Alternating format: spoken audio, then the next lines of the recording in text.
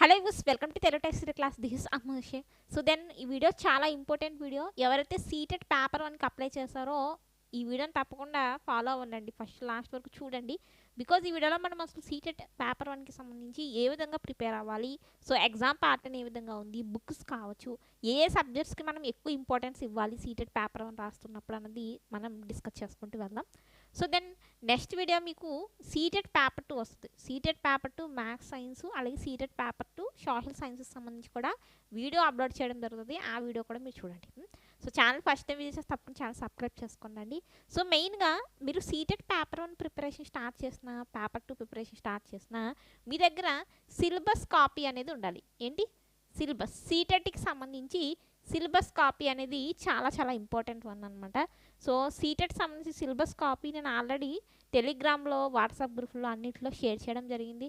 So online క్లాసెస్లో join అయిన వాళ్ళు, ఎవరైతే మన యాప్లో ఆన్లైన్ క్లాస్లో జాయిన్ అయిన వాళ్ళకి కూడా పేపర్ 1 పేపర్ 2కి సంబంధించి సిలబస్ అనేది పెట్టడం జరిగిందండి.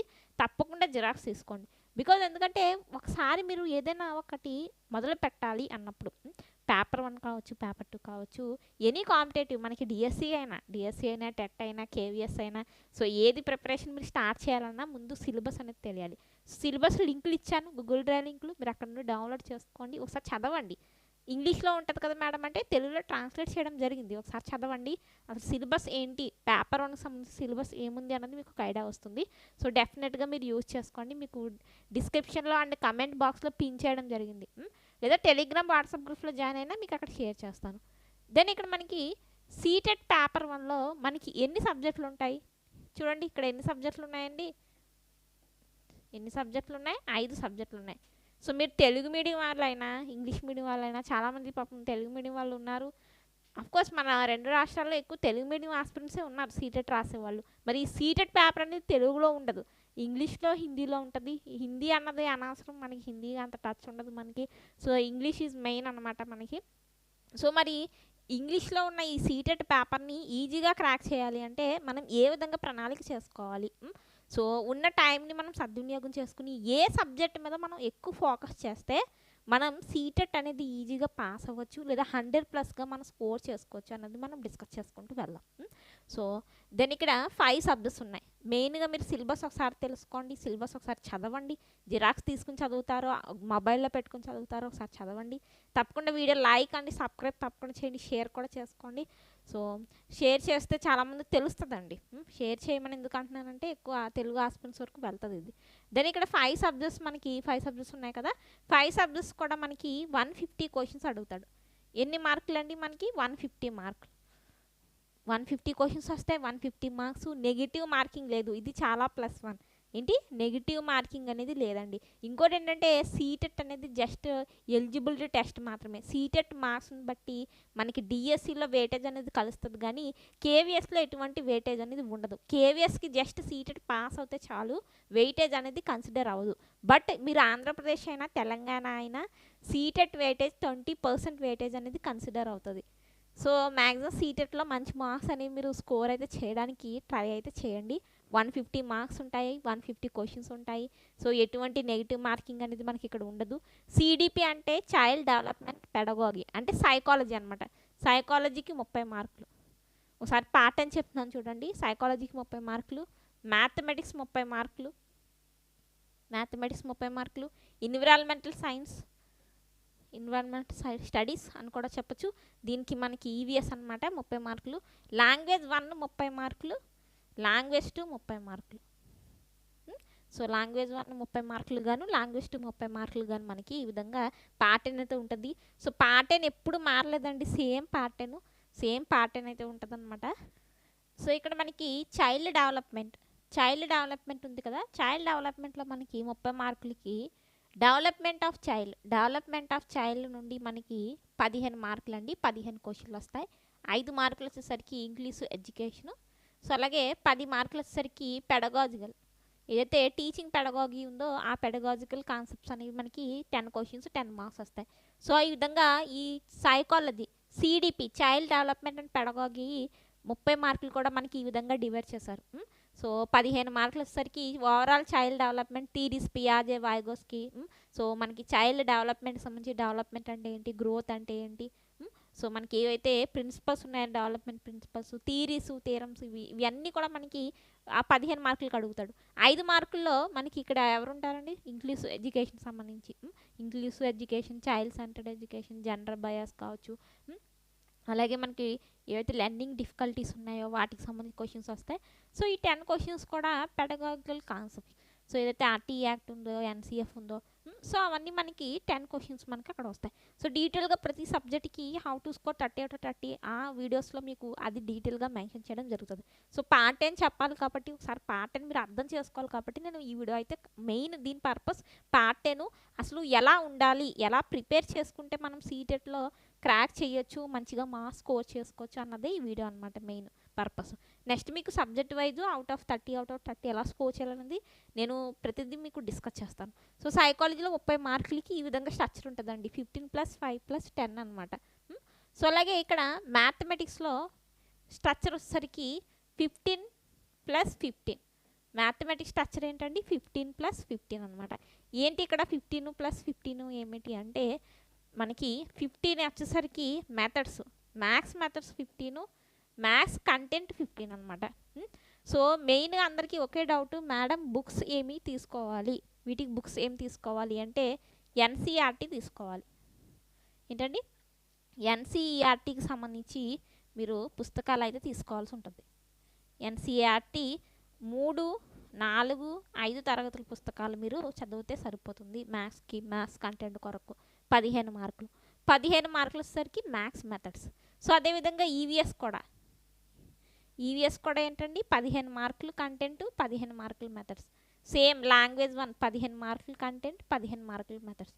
సేమ్ లాంగ్వేజ్ 2 కూడా 15 మార్కులు కంటెంట్, 15 మార్కులు మెథడ్స్. అంటే ఇక్కడ మీరు ఒక విషయాన్ని గమనించాలి, ఏమిటి, సీటెట్లో మెథడ్స్ అనేది చాలా రోల్ ప్లే చేస్తుంది, చాలా చాలా ఇంపార్టెంట్ రోల్ ప్లే చేస్తుందండి మెథడ్స్. చూసారా 15 మార్కులు ఉన్నాయి ప్రతి సబ్జెక్ట్లో మెథడ్స్ అనేవి. సో చాలా చాలా ఇంపార్టెంట్. సో ఈవీఎస్కి కూడా మీరు 3, 4, 5 ఈవీఎస్ బుక్లు చదవండి. అలాగే కొంచెం మ్యాప్ రీడింగ్కి సంబంధించి కొంచెం మీరు తెలిసి ఉండాలి. మ్యాప్కి సంబంధించి క్వశ్చన్ అడుగుతాడు, 2 క్వశ్చన్లు వస్తాయి. డైరెక్షన్, మ్యాప్ సంబంధించి మనకి 2 క్వశ్చన్స్ అనేవి ఈవీఎస్ కంటెంట్లో అడుగుతాడు. మిగిలిన 13 క్వశ్చన్లు కూడా 15కి ఈ 3, 4, 5 తరగతుల ఈవీఎస్ పాఠ్య పుస్తకాలను వస్తాయి. ఆల్రెడీ ఎన్సీఆర్టీకి సంబంధించి బుక్స్ ఏ విధంగా డౌన్లోడ్ చేయాలనేది వీడియో ఉంటుంది, లేదా లింకులు ఉంటాయి మీకు యూట్యూబ్లో, అక్కడ నుండి మీరు డౌన్లోడ్ చేసుకోవచ్చు. దెన్ ఇక్కడ లాంగ్వేజ్ 1, లాంగ్వేజ్ 2 గురించి ఒకసారి డిస్కస్ చేస్తాను. సో మీకు 150 క్వశ్చన్స్కి 150 మార్క్స్ వెయిటేజ్ అనేది పార్ట్ 10 అనేది ఎలా ఉంటుందో ఒకసారి మీకు అర్థమైంది కదా. సో ఈ విధంగా ఉంటుంది. సైకాలజీలో 15+5+10 అండి. 15 ఏమో చైల్డ్ డెవలప్మెంట్, 5 ఏమో ఇంగ్లీష్ క్లాస్ రూమ్, 10 ఏమో పెడగాజికల్ కాన్సెప్ట్. సో మిగిలిన మ్యాథ్స్, ఈవీఎస్, లాంగ్వేజ్ 1, లాంగ్వేజ్ 2 అన్నీ కూడా మనకి 15 మెథడ్స్ కంటెంట్ అనేది మనకి 30 మార్క్స్కి ఉంటుంది. నెక్స్ట్ పేపర్ 2 కూడా వస్తుంది, మీరు చూడండి. సో దాన్ని ఒకసారి నేను లాంగ్వేజెస్ గురించి ఒకసారి డీటెయిల్గా డిస్కస్ చేస్తాను.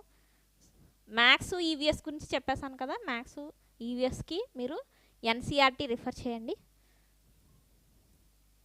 దెన్ ఇక్కడ లాంగ్వేజ్ 1 తెలుగు తీసుకున్నారనుకోండి మీరు, సో మీ లాంగ్వేజ్ 2 ఏమవుతుంది, ఇంగ్లీష్ అవుతుంది. లాంగ్వేజ్ 1 తెలుగు తీసుకుంటే మీ లాంగ్వేజ్ 2 ఇంగ్లీష్ అవుతుంది.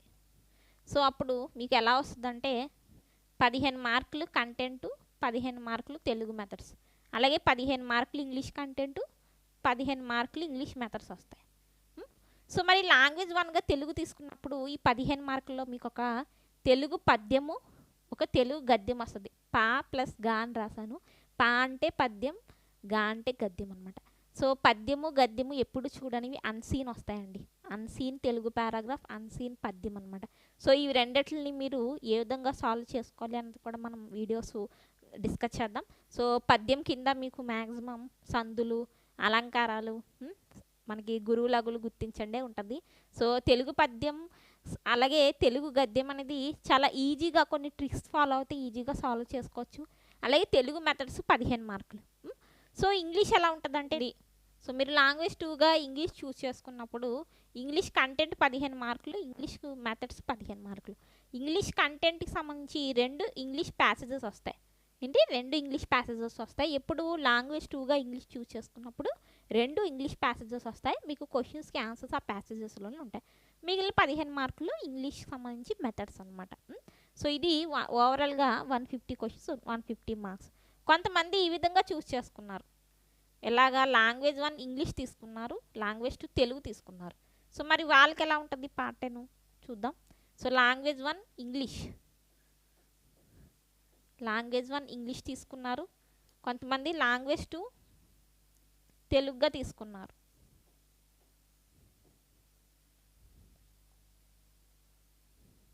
సో మీకు ఎలా ఉంటుందంటే మీకు కూడా సేమ్ 15+15